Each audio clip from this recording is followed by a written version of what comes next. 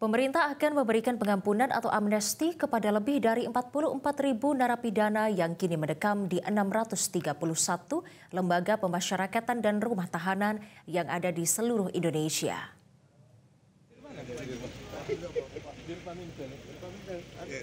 Menteri Imigrasi dan Pemasyarakatan Agus Andrianto mengatakan, puluhan ribu warga binaan yang akan mendapatkan amnesti itu sebagian besar merupakan narapidana kasus penyalahgunaan narkoba yang berstatus sebagai pemakai.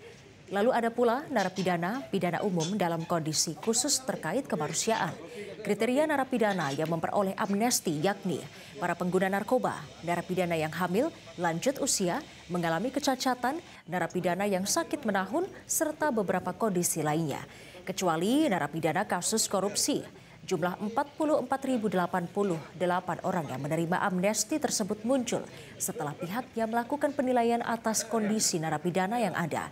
Penilaian sendiri dilakukan atas instruksi Presiden Prabowo Subianto. Agus mengatakan saat ini pemberian amnesti sudah dikonsultasikan ke DPR RI dan prosesnya tinggal menunggu keputusan DPR.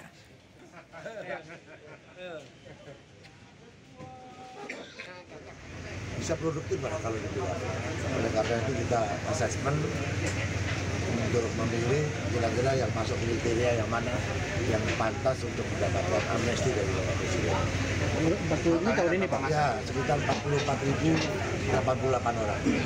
Tadi salah satunya kriteria adalah pecandu dan penyalahguna sesuai dengan surat edaran Undang-Undang Nomor 35 Tahun 2009 Pasal 127 Surat Edaran Mahkamah Agung tahun 2010 di mana dengan klasifikasi barang bukti tertentu itu mereka harus pada rehabilitasi. Jelajahi cara baru mendapatkan informasi. Download Metro TV Extend sekarang.